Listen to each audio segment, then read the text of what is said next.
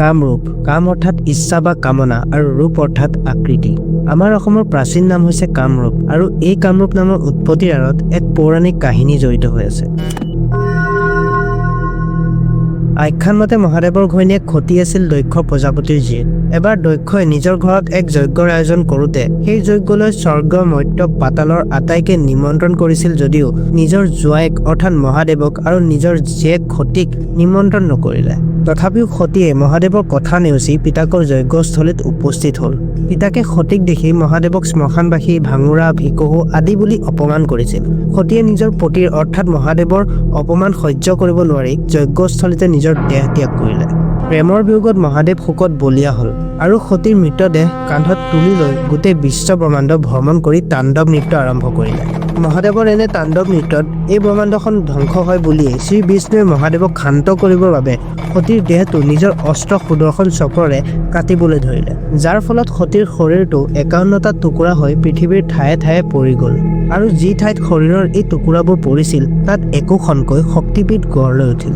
তাৰে আমাৰ অসমৰ নীলাচল পাহাৰত সতীৰ যোনিভাগ পৰিল আৰু ইয়াতেই কামাখ্যা মন্দিৰৰ প্ৰতিষ্ঠা হ'ল।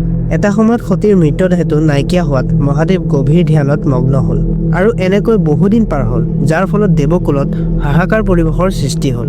আৰু সেই সময়ত তাৰকাসুৰ নামৰ এটা অসুৰৰ পৃথিৱীবাসীৰ ওপৰত অত্যাচাৰ বাঢ়ি গ'ল।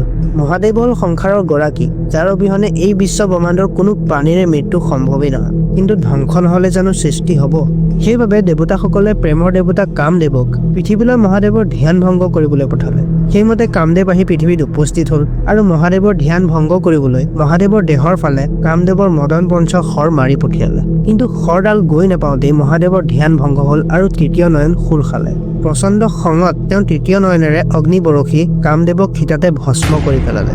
এতিয়া যি কামদেৱৰ পত্নী আছিল ৰতী দেৱী, তেওঁ নিজৰ স্বামীৰ মৃত্যুৰ দুখত মহাদেৱক কাতৰ প্ৰাৰ্থনা আৰু তপস্যা কৰিলে আৰু ক'লে যে মহাদেৱ, এয়া আমি সংসাৰৰ ভালৰ কাৰণেহে কৰি আছিলোঁ আৰু আপুনি আমাক ইমান ডাঙৰ এটা দুখ দি দিলে।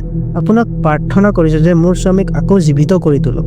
অৱশেষত মহাদেৱে ৰতী দেৱীৰ প্ৰাৰ্থনাত সন্তুষ্ট হ'ল আৰু কামদেৱক পুনৰ জীৱিত কৰি তুলিলে। এতিয়া কামদেৱে নিজৰ জীৱন ঘূৰাইতো পাইছিল, কিন্তু তেওঁৰ যি সৌন্দৰ্য সেয়া সদাৰ বাবে নাইকিয়া হৈ গ'ল।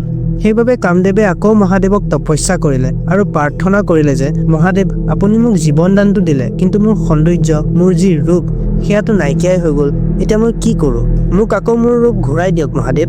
প্ৰথমতেতো মহাদেৱে মনা কৰিছিল, কাৰণ তেওঁ নিজেই শ্মশানবাসী বৈৰাগী। তেওঁৰ মনত ধুনীয়া বেয়া এইবোৰৰ কোনো মহত্বই নাই। কিন্তু কামদেৱে বাৰে বাৰে প্ৰাৰ্থনা আৰু তপস্যা কৰাৰ ফলত মহাদেৱ সন্তুষ্ট হ'ল আৰু মহাদেৱে কামদেৱক কৈছিল যে তোমাক যদি নিজৰ সৌন্দৰ্য, নিজৰ ৰূপ ঘূৰাই লাগে তেন্তে তুমি কামাখ্যালৈ যোৱা আৰু তাত পূজা কৰা। তেওঁৱেই একমাত্ৰ আদি শক্তি যি তোমাৰ ৰূপ পুনৰ ঘূৰাই দিব পাৰিব। আৰু সেইমতে কামদেৱ কামাখ্যালৈ বুলি আহিল। যেতিয়াই দেৱী মাক তেওঁ পূজা কৰিলে আৰু সাধনা কৰিলে, তেতিয়াই কামদেৱে নিজৰ ৰূপ, নিজৰ সৌন্দৰ্য, নিজৰ যি মধুৰতা সেয়া ঘূৰাই পালে আৰু তেতিয়াৰ পৰাই এই প্ৰদেশখনক কামৰূপ বুলি জনা যায়। বহুতে এইটোও কয় যে কামদেৱে যি ভূমিত নিজৰ জীৱন ঘূৰাই পাইছিল বা মহাদেৱে কামদেৱক যি স্থানত জীৱিত কৰি তুলিছিল সেই ঠাইখিনিকে কামৰূপ বুলি জনা যায়। আৰু এয়াই আছিল আমাৰ অসমৰ পুৰণি নাম কামৰূপৰ উৎপত্তিৰ ৰহস্য। যদি ভিডিঅ'টো চাই ভাল পাইছে তেন্তে কমেণ্টত জনাব নাপাহৰিব। লগতে লাইক কৰিব, ছাবস্ক্ৰাইব কৰিব আৰু ভিডিঅ'টো শ্বেয়াৰ কৰিব। আজিলৈ বিদায় বিচাৰিছোঁ। ধন্যবাদ।